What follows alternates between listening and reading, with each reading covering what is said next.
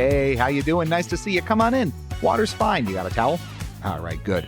You're listening to Hypocritical, a podcast by Hypocritic GG. I'm Lou, some call me Cheat Speak, and on this episode it is all about Slime Heroes, a Souls-like adventure game developed by Pancake Games and published by accessible, inclusive game publisher Whitethorn Games. This is our deep dive companion piece for Slime Heroes, complementing our video review of the game that's currently up on YouTube, with more detail and going into some of our thoughts a little more elaborately. A couple of disclaimers right up front before we get started. This review was conducted on Steam Deck via a Steam key provided by publisher Whitethorn Games. We at Hypocritic take great pride in calling things exactly as we see them. Our tagline is quite literally variety streams and unadulterated reviews, so we approach every review we do, new or retro, as such. So to be clear, the thoughts, impressions, and scores contained here are entirely our own. We received neither editorial guidance nor compensation for this review from anyone associated with Slime Heroes. So let's get started. Like our video review, this podcast will only really discuss and touch on the first half or so of the game to keep some surprises for interested players in case this is something you want to sink your teeth into separately. So what exactly is Slime Heroes? Let's start there. We said it was a Souls-like game, which is, if you know anything about From Software's catalog, Dark Souls, Demon Souls, Elden Ring, Bloodborne, all of those types of games, you know how it sort of works. Very high difficulty, high barrier to entry, challenging mechanics, crypticness in the sort of plot and story, that sort of thing. Where Slime Heroes comes in is it being a self-described kind of Souls-light experience, L-I-T-E, that includes some but not all of the elements that you would see in a traditional Souls-like game cut from the same cloth. Some elements like timing-based combat, where you have to time your swings appropriately because it can take, a second or two to get a shot off. Unguided exploration, where the entire map is basically yours to figure out as you see fit, with very little help in that regard. Some sort of collectible, souls, in this case gems, that you lose upon death that are then left out on the map where you died that you can then recollect. Some sort of health restoration or fast travel mechanic at a checkpoint. Sometimes it's a bonfire. In this case, it's a monkey that you happen across in all different places. Things like that. So where the change comes in is a lot of accommodations then in how, the game relies on these mechanics. How it streamlines and simplifies a lot of those more challenging or unapproachable Souls-like elements, and how it gives a lot of player choice on how difficult the game truly is overall. These are some of its defining features that we will talk about, but just to sort of, set the stage, what is this all about? It's Slime Heroes. What does that really entail? What does it even mean? What's a slime? How do we do this? Well, the story revolves around you as just this little, ball of slime, not unlike something on a Nickelodeon show that came to life, right? Kind of rising up and reclaiming your homeland after you're separated from a guardian of yours, kind of reclaiming it from this mysterious kind of corruptive force and power that's going around infecting the creatures of the world and its, multiple powerful guardian beings or creatures that have sort of kept the peace and sort of, kept issues and intruders at bay. But unfortunately, the circumstances have changed, and it's up to you to sort of get in there and make things right. In a lot of Souls-like experiences, you may find that the lore or the world building or the plot or the story is very cryptic, and you kind of have to go out of your way to tease things out and piece things together, and you may not get all the information you're looking for. The lore and the backstory is a little more rich and a little more obvious in Slime Heroes relative to those. You do get, some backstory initially told through several cutscenes that lay the groundwork very efficiently, and then the narrative will sort of quickly shift as you get out into the world to sort of NPCs scattered throughout the map, sort of giving their perspective on what's happening and giving you some dialogue options, and designated, quote unquote terminals of sorts, these sort of objects you can interact with that provide kind of scrolling text and narration to introduce different guardians, facts about the world, how different pieces of the map fell into disarray, giving you some context for what you need to do to set things right. And you sort of take off from there. You can take in and indulge in as little or as much world building as you want. If you want to just get onto it and fight a bunch of monsters, you certainly can. And that's where the gameplay comes in. There are a few key pillars to it, again, like you would expect from a Souls-like experience. And there's kind of several key to-dos or categories that come into play when you are out there adventuring. So primarily you're wandering around the world and you're fighting any and all enemies that you come across, or however many you choose to. the volume of how many you interact with does matter, because the gems you collect from fighting them that you can also find out in the world in lower quantities are used to level up your stats for your slime, like attack speed, the amount of energy you have, how quickly you can get certain shots off, things like that. So the amount of rewards that you get out is kind of indicative and relies on how much you fight and how much effort you put into combat across the world, which is something we'll talk about because that's not always a positive thing. There's a lot of puzzle solving in both the overworld and in kind of specific dungeons that are set aside, generally optional, I think, that are designed around a specific ability or skill set. We'll talk about some of the skills that your slime has in terms of spells it can cast or magic that it has. Maybe an entire dungeon is built around a wind blowing mechanic and sort of getting obstacles out of the way. Maybe another one is built off of using a familiar and kind of a companion to go attack targets at a distance. And there are a lot of almost Legend of Zelda-esque dungeons, but again, a very sort of light version of that, where you're doing some sometimes intuitive, sometimes unintuitive puzzle solving and sort of working your way through for rewards at the end. There are also sort of horde mode combat trial rooms that also have rewards at the end that typically have, a whole bunch of different enemy types in a set pattern, in set position, so you can go at them as you see fit, with final waves that are typically much harder than the ones that came before it. So they're kind of a good test of your combat abilities in specific areas. And then, of course, your end-of-area boss fights with the aforementioned Corrupted Guardians that all have unique attack patterns and weaknesses that encourage you to sort of adapt your strategy to different attack patterns and different ways that they come at you. For example, one is, often in flight and off the ground, so maybe you need your familiar to go attack it, for example, or a ranged weapon is often more helpful, whereas another one maybe relies more on rolling around and sort of steamrolling and wrecking balling its way through the arena, so having more short range attacks where you can get right up on it after it, tires itself out is really helpful. Ultimately, you can also rescue creatures in an area. You can complete trials to get all sorts of different rewards that can unlock specific powers or strengthen you in different ways. So those are sort of the key tenets of what you're going to be doing as you go around within the game. Combat has kind of two main pillars as you walk through it. There's your weapons and your skills. Your weapons are sort of a mix of those standard kind of short range and long range tools, and each have their own pros and cons. You have your sword, your spears, your boomerang that comes back to you, a big hammer that you swing around, Kirby style, right? There's, again, differences between them. The sword is much faster. You can attack almost immediately, but it's not as strong, whereas something like the hammer takes, maybe a second or two to fully swing, but you're doing 2, 3, 4 times the amount of damage that you would with a sword swing. So you have to sort of balance out and decide, what are you emphasizing? Distance and range, speed of attack, power of attack, and lay all that out. The more interesting element on this, I think, is the skill system, which is, again, where you use these kind of magic and spells to buff your slime or further damage your enemies in different ways. And this is where, again, it gets interesting, because the emphasis here is on customization and flexibility. So you'll have primary skills like, I said, a gust of wind and breath to blow enemies away or blow hazards away from you. You might drop a whirlwind or a little tornado to draw enemies in to have them take damage constantly. You can throw out decoys. You have, again, familiars that home in on nearby enemies that can go hit targets that are farther away. All of those form a foundation that you can layer secondary effects on top of, and then layer sort of elemental augmentations on top of that to create this sort of big combination. So, for example, there is a primary skill that lets you put a barrier up, a little slime wall that rejects damage. If you put on the kind of gust of wind ability as a secondary, that then shoots out, a longer wall of, in some cases, attacking barriers where you can charge them up with something like cold damage or fire damage if an enemy comes into contact with them.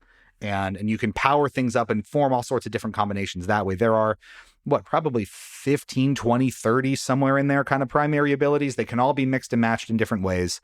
And then those additional elemental augmentations like cold damage, like fire damage, like regaining health or regaining energy when an enemy comes into contact with it. Building an arsenal through that, you can have 3 primary skills equipped at a time, and that is how you kind of wring the most creativity out of the concept. You also have ultimates, which are like a hailstorm of needles, for example, where they do massive, massive damage over large areas potentially, but they require a lot of charging up via combat in order to use. So it really is almost a panic button or last resort, or, really drive the dagger into them kind of move, as you would expect. So the key there is really building to complement your own gameplay style, and that is where it gets interesting. You are encouraged to experiment. You often have to experiment when different puzzles or different bosses don't match up with the build you currently have, and you really need to maximize the potential of the system that way. It's also key to kind of maintaining player interest overall, because as we're going to talk about now, it's sort of a mixed bag of interesting and fun elements as you go through this. There are some frustrations, there are some curious creative choices that sort of knock it down a few pegs, and maybe we'll start with some of the key negatives that I at least noticed while we were walking through this.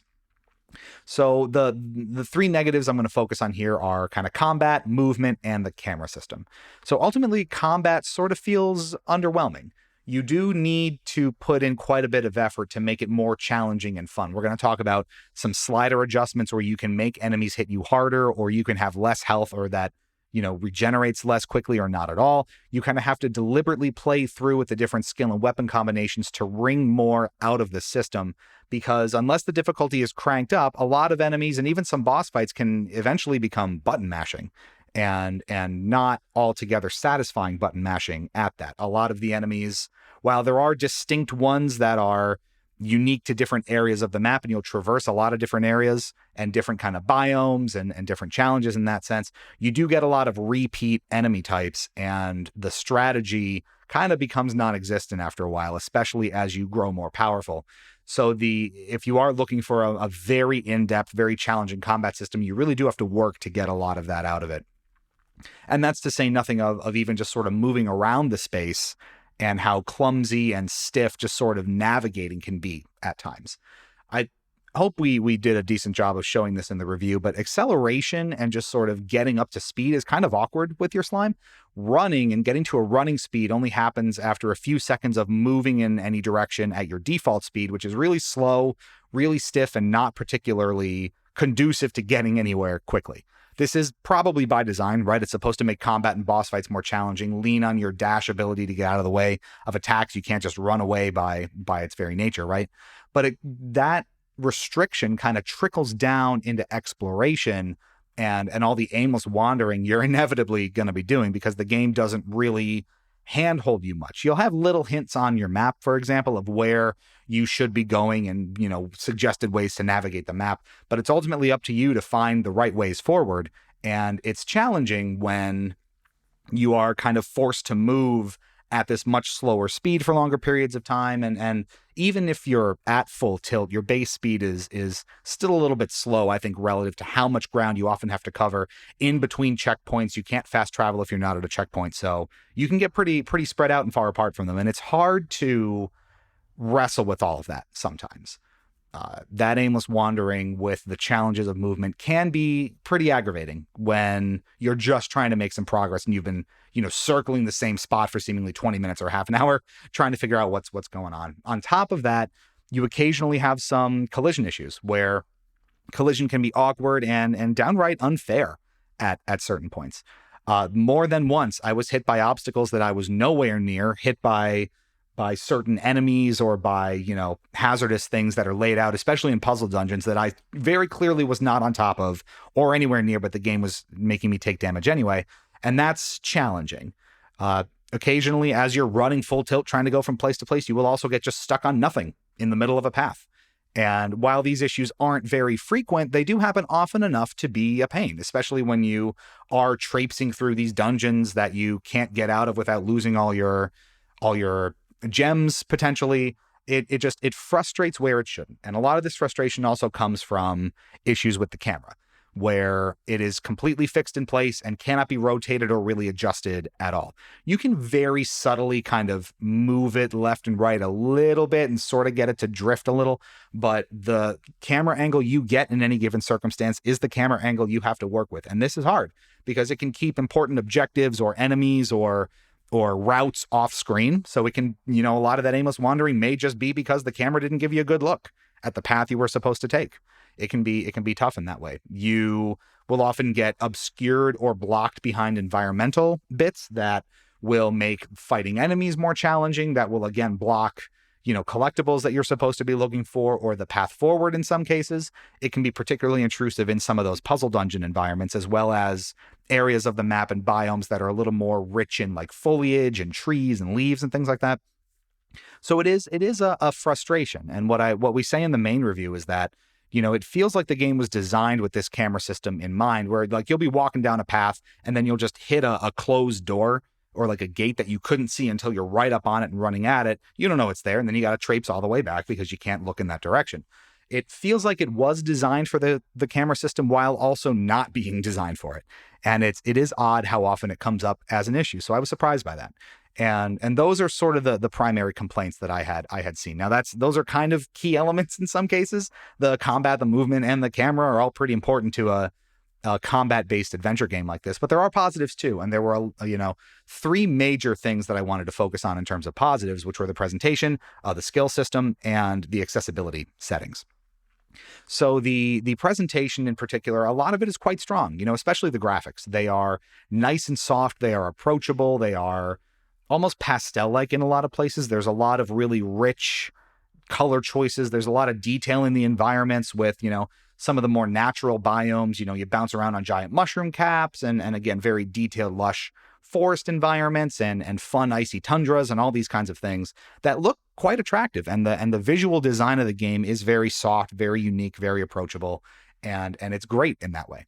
Similarly, the kind of sound effects are appropriately squishy that go along with it. Your slime will, make little cheery noises and kind of high-pitched little squeaks as it gets hit and as it, discovers different things and unlocks, powerful abilities and all that. So it is really nice. There is some voice acting, which is reasonable. There's a lot of kind of cutesy and silly enemy noises, which are nice. And those enemies are fun to look at visually. A lot of them are these sort of gelatinous purple globs of different shapes that attack you in different ways and have all sorts of different patterns and things like that. And they're, reflective and squishy and bounce around and animated really well and dissolve into satisfying little globs when you beat them. And that all is really good. Probably the weakest point of the presentation is the music, where it's just kind of forgettable and there. It's additive. It's not really a standout kind of soundtrack that you might want to listen to outside of the game environment. It's the closest analog. It goes for that very whimsical, innocent, kind of naive fantasy sort of feel. Maybe the closest analog I could potentially draw is something like Hogwarts Legacy, if you know that sort of Harry Potter whimsy fantasy feel, or something like a lighter Lord of the Rings track or something like that.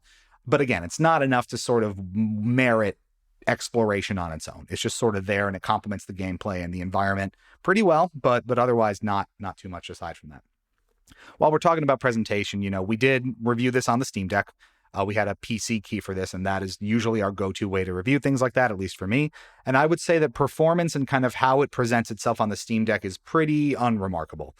There were, kind of regular frame rate drops below 60, though it's not super intrusive, mostly in the 50s, as I recall, the performance meter. It did run at a 12:8 resolution, with the quality that you see in the video review. So it's not the sharpest looking thing on the Steam Deck, which you would expect, but on other platforms like the Xbox Series consoles, for example, I assume it will look a lot better, or a higher end PC. So it's really unintrusive on the go when you have it in handheld mode and you're just sort of playing it out in the wild. Honestly, it's the sort of thing and it's the sort of setup I would expect to play, and I would default to play on something like my Nintendo Switch. We'll talk about its availability toward the end of this, but that's the sort of feel, if that makes any sense, where it almost does feel like that sort of more handheld or casual, quote unquote, experience. Makes sense on the Steam Deck, makes sense on the Switch. There you go. The skill system, as the second positive, has seemingly endless combinations, and that's really its highlight. How many different ways you can combine all these different abilities and all these different attacks that you can have, ways that you can power yourself up, ways that you can keep yourself alive while you fight. For example, one way that we talk about it is there are a lot of different attacks and abilities and hats you can put on your slime that give other powers and make you look all cute and fun. Is you can very easily create a build where after just a couple of continuous attacks on an enemy, you're regaining a lot of your health back. So you almost never need to go back to a checkpoint to restore your health and stay active on the field of play. You can just keep going as long as you kind of button mash it a little bit. So the depth that has, while not incredibly deep, there are a ton of different combinations you can consider, and it does merit a lot of creativity, and it encourages you to sort of explore that space and see what you can make of it, which again, you kind of do need to do because the actual moment-to-moment combat by itself is not particularly satisfying or unique or altogether interesting by itself. The last positive to really focus on are those accessibility settings, which is something that Whitethorn is particularly known for, and that comes into full, display here, where it really starts to feel like that Souls-light experience. It's not as hard as a lot of those games are. It's not as unapproachable as some of those games are. You have a ton of different sliders and toggles that you can play with for all sorts of settings. How much damage does an enemy do? How much damage do you take? How, long does it take to swing your weapon? How quickly do you regain energy out in the field? How quickly do timed puzzles kick you out of them or make you start over? There are so many different ways that you can kind of customize the experience in your own way and on your own terms to sort of build out the world that you kind of want to experience. If you want it more difficult, you can make it a little more challenging. If you really just want to experience the lore and get immersed and not be worried about dying a ton, as does happen in these kinds of games, you can pretty much get all the way there with that too. And this, I think, is where it ultimately struggles a bit. You're kind of caught in this odd middle ground between Souls-like players and non-fans and trying to sort of cater to both. You may get into a situation on the one hand where the more kind of quote unquote hardcore audience who like those kinds of Souls-like experiences may not have the necessary degree of challenge or depth in the systems to fully engage with. And even though, a lot of it is cryptic and a lot of it is not explained as well as you might want, the story ultimately is more prominent and the lore is easier to tease out. And if you like that sense of mystery and crypticness and intrigue, you may not entirely get it just based on how much story is ultimately presented to you. On the flip side, non-fans who sort of, like myself in a lot of ways, struggle with the difficulty and the relentless sort of challenge of Souls-like games may still find several of the systems and the likely frequency of death that you're facing kind of frustrating and impediments to the fun. For example, there is a lot of aimless wandering as you sort of scour the map and figure out where you're supposed to go. And it does ultimately eat up a lot of time, dying and going back and grabbing all your gems, challenges with the map and sort of figuring out what path am I supposed to go on? What little, kind of nook or cranny did I miss to make progress? When the puzzle dungeons get confusing and it's not particularly clear what you're supposed to do, that can induce some frustration. So it kind of puts itself in this odd middle ground where it's catering a little bit to, but not ultimately satisfying the needs of either side. So it does sort of land somewhere in the middle, and it depends on your ultimate appetite for taking a risk on this sort of thing. Where is that sort of middle ground where it incorporates some of these elements of games I'm interested in, but not all of them, and maybe I can digest that a little more happily and give this a shot. That's ultimately what I think is going to decide whether or not Slime Heroes is for you. There is a large co-op element to it, which I would be remiss if I didn't mention as well. You can play the entire game through with a friend and or a significant other, someone who just likes to play games with you. And the intent is to make it almost that sort of It Takes Two or moving out sort of, not necessarily a date night kind of experience, but that sort of thing where you can cozy up with someone and play it, or just have a good time on a, random night or afternoon with a friend and play through something. But again, you sort of get caught in the middle where you have to really tune and figure out the experience. Do you want to play something harder and challenge yourselves? Do you want to just have a very simple, fun time relaxing with somebody and going through something that's not going to challenge you very much? You have to sort of figure that out. And a lot of those mechanics, again, the sort of wandering around, the figuring out what you're supposed to do, dying and reclaiming the same stuff, covering the same ground over and over and over again, will that appeal to everybody? That's hard to say. Will it ultimately satisfy the crowd that it's going after, especially that co-op crowd? Well, that's an individual decision. We've sort of laid out our perspective, and now it's sort of up to you to analyze that for yourself. Ultimately, when you put it all together, we give Slime Heroes 3 Gloobies out of 5, 6 out of 10, if you want to think about it that way. Our average on our scale is a 5 out of 10, so this is slightly above average. And it kind of is what you make of it to a degree. And for people who struggle with Souls-like games, like we said, there is a fair bit to enjoy, and it's easier to incorporate yourself into it with this sort of quote-unquote Souls-light, Lite approach. if it's enough to keep you engaged throughout. Its approximate 12 to 14-hour runtime, which I think is pretty accurate as quoted by the developers and the publisher. That's up to you. If you want to check it out, as of March 6th, 2025, release day, it's available on Xbox and PC with Switch and PlayStation versions announced and coming, but unreleased with no release date as of now. That information may have changed, so head off to good old internet, your search engine of choice, and figure out if it's available and if it's something that you are interested in. I believe full price at retail or on a downloadable shop would be, I believe, $29.99 US. Your mileage may vary depending on when you listen to this, so give it a look. Sound off in our Discord if you're so inclined. The post-show topic is obviously, what do you think of Slime Heroes? If you have played it, do you agree with our assessment? Do you think we were too hard on it? Do you think we were too nice to it? And what's your opinion on those Souls-like games in particular?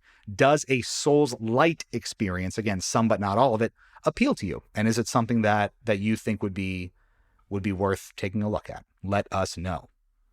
Hypocritic.gg is your hub for all things Hypocritic. Check out our live streams, convention coverage, video reviews, industry interviews, and more. And join that Discord community we were just talking about, where you can react to topics we discuss here on the podcast and get the inside scoop on what's coming next from us. Thanks so much for listening. Stay fresh, cheese bags. We'll catch you back here real soon.